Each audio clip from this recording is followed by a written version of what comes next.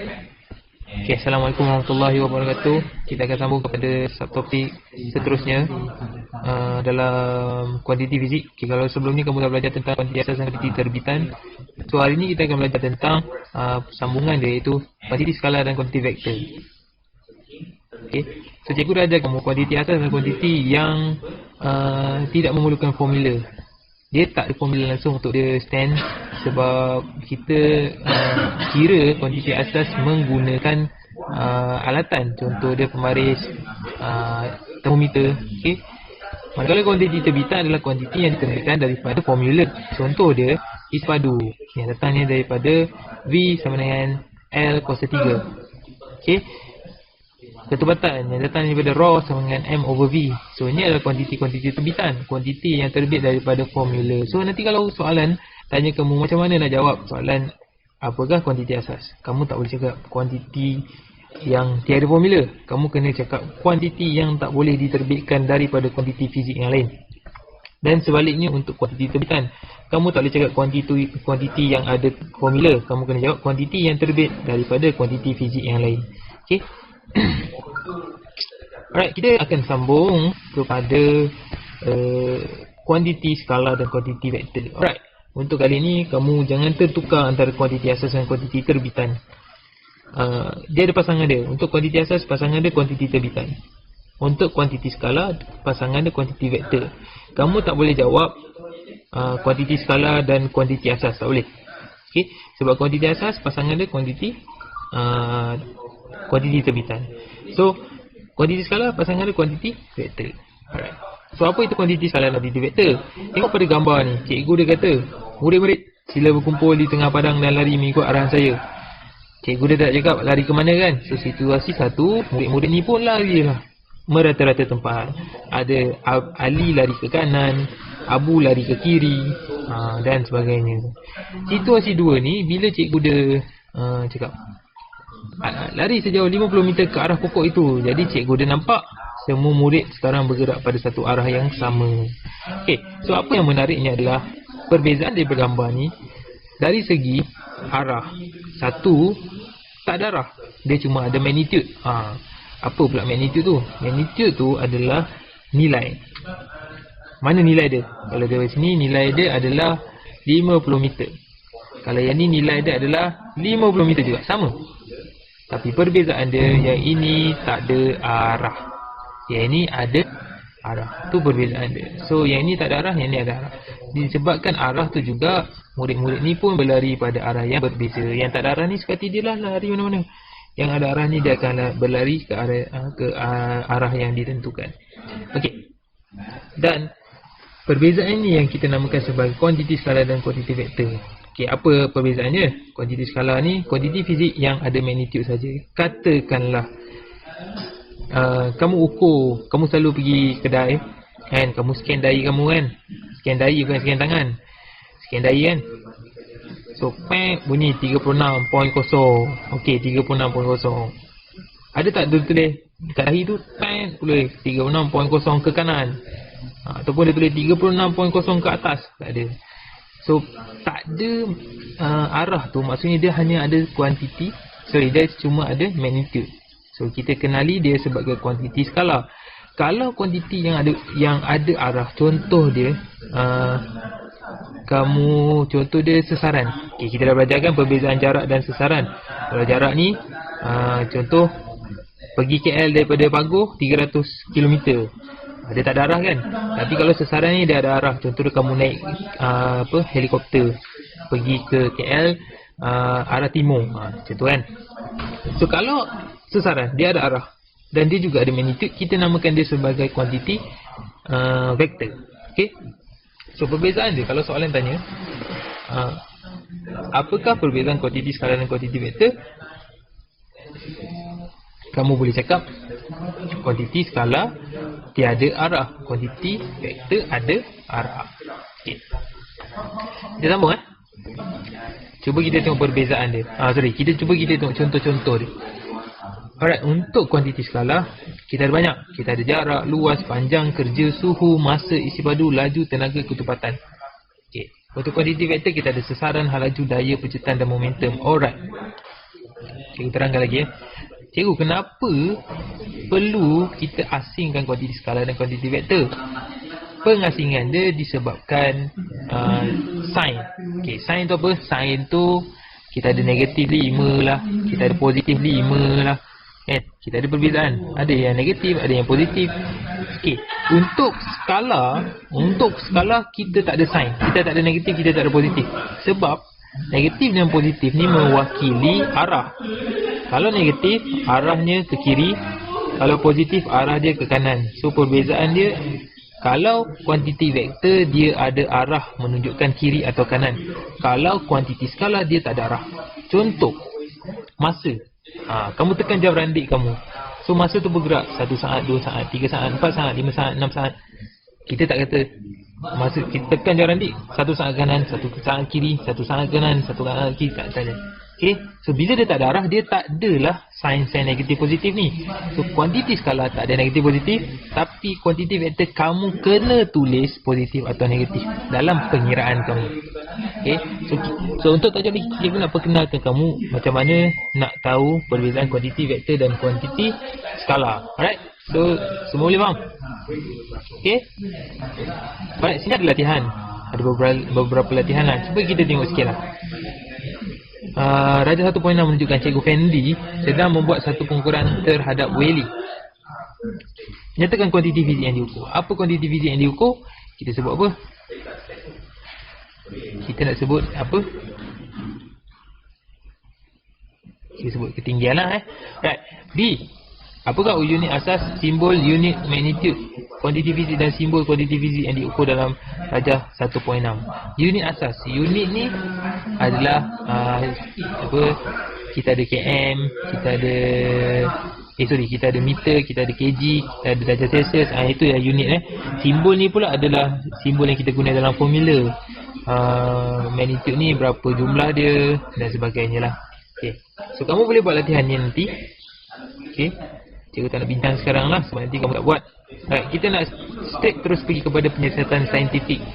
Dalam penyiasatan saintifik ni kita akan belajar benda pertama sekali, bentuk-bentuk graf. Kalau kamu ada, cikgu tahu kamu takut dengan graf. Mungkin sebelum ni ramai yang akan cakap ke kamu fizik ni penuh dengan graf. Takutlah ada graf, takutlah ada pengiraan, takutlah ada formula. Sebenarnya pengiraan, formula dan graf ni sangat simple sebenarnya kalau kamu tahu asas dan basic dia.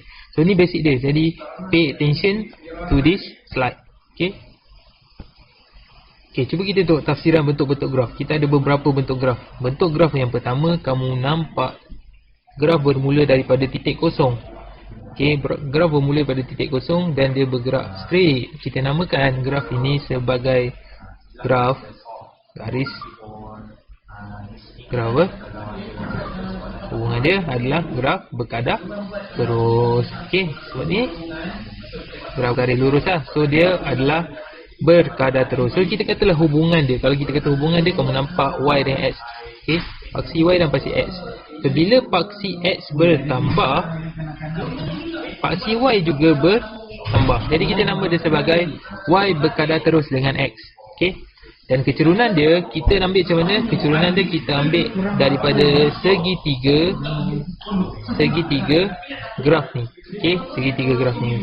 So nak cari kecerunan, M sama dengan delta Y. Delta Y ni apa? Delta Y ni adalah Y2 tolak Y1 bahagi dengan X2 tolak X1 dan kamu akan dapat gradient.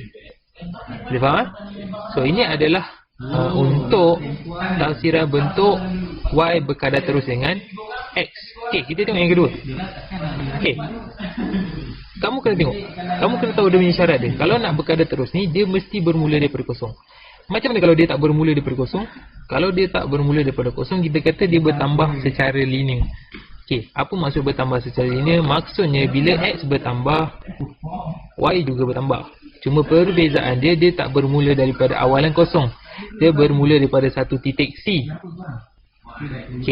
Dia bermula daripada satu titik C. Jadi perbezaan berkadar terus dengan bertambah secara linear adalah dia tak bermula daripada kosong.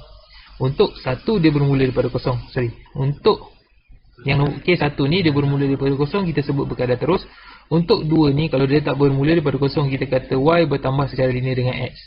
Macam mana pula kalau kamu tulis X bertambah secara linear dengan Y? Cikgu bagi salah. Sebab apa? Sebab hubungan kita sentiasa akan ambil Y dulu daripada X. Sebab Y ni selalunya adalah daripada pemboleh ubah yang bergerak balas. Okey, kes yang ketiga. Untuk kes yang ketiga, garis lurus ni tidak melalui asalan dan mempunyai keturunan yang negatif. So kalau kamu nampak kat sini, dia apa? Dia semakin berkurang Y, semakin bertambah X. Ini adalah hubungan dia. Alright, so kita namakan dia sebagai apa? Kita katakan Y berkurang secara linear dengan X. Kenapa berkurang secara linear dengan X? Sebab kamu nampak dia tak berakhir di kosong. Jadi kosong, dia bermula daripada C dan dia berkurang pada titik Y2. Okay, so kita namakan dia sebagai berkurang secara linear. Sama tak dengan yang atas ni? Sama sebab yang atas ni dia bertambah secara linear, sebab dia tak bermula daripada kosong. Yang ketiga ni dia tak berakhir kepada kosong, so kita kata dia berkurang secara linear. Cara nak kira keturunan sama tak? Sama, jangan risau. Okay. Dan yang terakhir, cuba kamu tengok. Cuba kamu tengok yang terakhir. Sorry, ni bukan yang terakhir ni. Ni adalah graf melengkung.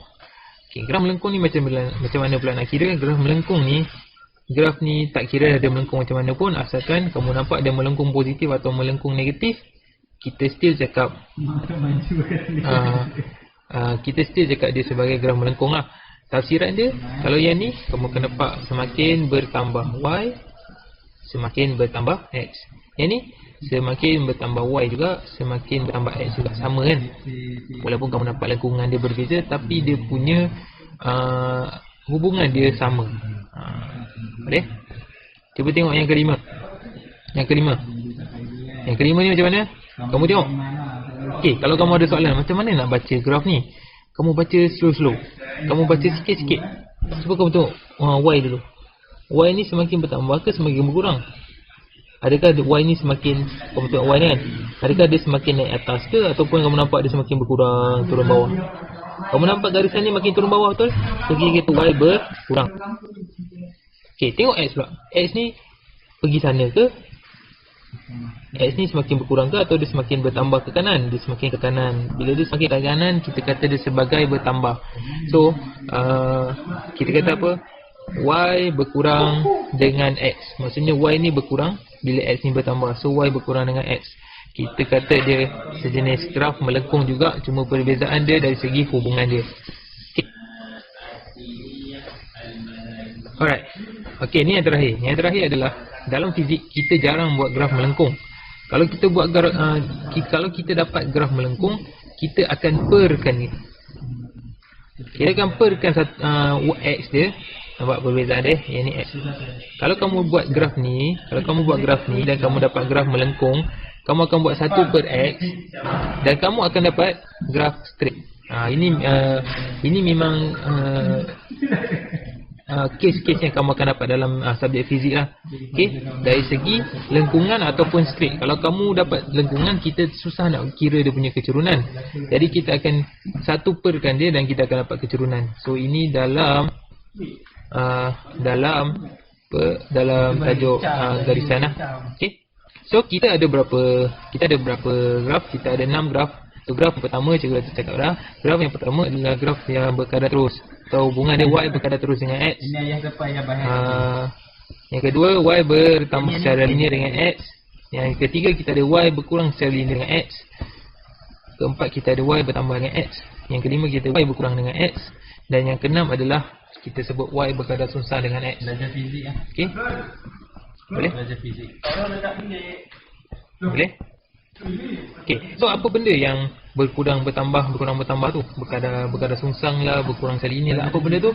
Itu adalah kita sebut sebagai hubungan antara Y dan X. Okey? Hubungan antara Y dan X. Boleh? Okey. So ini kita namakan dia sebagai macam mana nak menganalisis graf. Kita analisis graf berdasarkan keturunan, ataupun kita analisis graf berdasarkan pemerhatian graf tu sendiri. Untuk menyatakan, yang pertama kita boleh nyatakan hubungan.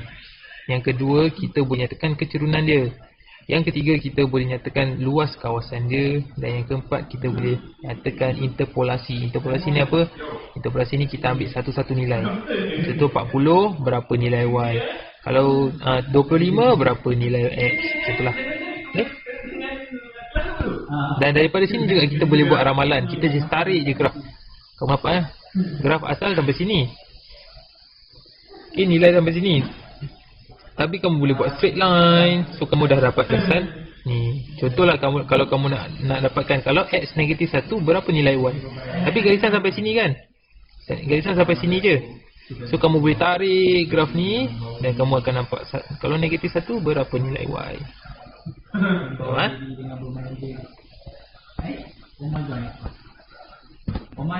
Ini adalah eksperimen, aktiviti. So aktiviti saya akan buatlah kalau kamu balik ke sini nanti. Okey. Dan ini adalah beberapa cara untuk kamu buat report. Okey. Cikgu terangkan report dalam fizik macam mana. Untuk report dalam fizik, pertama sekali kita akan buat inference. Inference ni ayat dia sama je. Kita kata pemboleh ubah manipulasi bergantung kepada pemboleh ubah bergerak balas. Okey. Contoh dia ni, tempoh ayunan bandul bergantung kepada panjang tali. Ataupun kamu boleh juga cakap jika maka. Bukan jika maka. Ayat ni lah. Okey, ayat tempoh ayunan bandul bergantung kepada panjang tali ni lah, bergantung, paling simple. Okey, untuk hipotesis pun sama. Hipotesis ayat dia sama. Semakin bla bla bla bla PM, semakin bla bla bla bla PB. Okey. Ni pun nanti kita akan buatlah dalam teknik menjawab sikit. Tujuan pun sama, ayat dia sama je, mengkaji hubungan antara PM dan PB. Okey, kalau inference tadi bergantung kepada, kalau hipotesis semakin, kalau tujuan mengkaji hubungan antara sekian. Untuk pemboleh ubah semua orang tahu kot. Bagi manipulasi ni adalah pemboleh ubah yang kita ubah. Maksudnya yang kita ubah untuk dapatkan hasil. Bergerak balas adalah hasil yang kita ukur menggunakan alatan. Dimalarkan adalah benda yang kita konstankan, yang kita kekalkan supaya tidak berubah dia punya bergerak balas. Okey. Untuk radas pula, kita senaraikanlah radas yang kita guna. Bahan pun macam biasa. Perbezaan radas dengan bahan ni apa dia? Perbezaan dia adalah radas ni adalah objek yang kita tak ubah. Kita ambil contoh dia. Kita ambil kaki retort, kita tak ubah kaki retort tu. Jangka sudut kita tak ubah jangka sudut tu. Kalau bahan ni pula yang kita ubah untuk dapatkan PM atau PB. Okey. Lukis prosedur betul-betul, tuliskan prosedur dengan ayat yang lengkap. Yang ini yang perbezaan antara kimia dengan bio lah. Perbezaan dia untuk fizik, kebanyakan dia menggunakan table dan graf. Okay. Sebab kita akan mengira, sebab dia lebih bersifat kuantitatif. So kita akan mengira untuk menentukan hubungan. Okay. So contoh dia, kalau ini dia bezakan panjang bandul dan dia nak tengok berapa ayunan masa yang dia ambil untuk 20 ayunan yang lengkap. Jadi kita kena ambil jam randik dan kita kena ambil pembaris kita nak ukur panjang bandul, and then kita nak kena ukur jam randik untuk ukur masa yang dia ambil untuk 20 ayunan lengkap. So kita kena ada satu table yang kita akan tulis result kita lah. Dan akhir sekali kita akhiri dengan analisis data, iaitu graf. Okay. So yang ni yang kebanyakan daripada kamu takut ni, iaitu macam mana nak buat graf ni, macam mana nak buat table ni. Tak apa, nanti kita akan slow-slow, kita akan, bila kita selalu buat eksperimen, kamu akan tahu teknik dia macam mana. Okay. So ini adalah cara kamu buat analisis data daripada report graf kamu. Okay. Ada apa-apa soalan, kita akan sambung next class dalam tajuk yang seterusnya, iaitu tajuk bab 2. Okay. So, terima kasih semua. Assalamualaikum.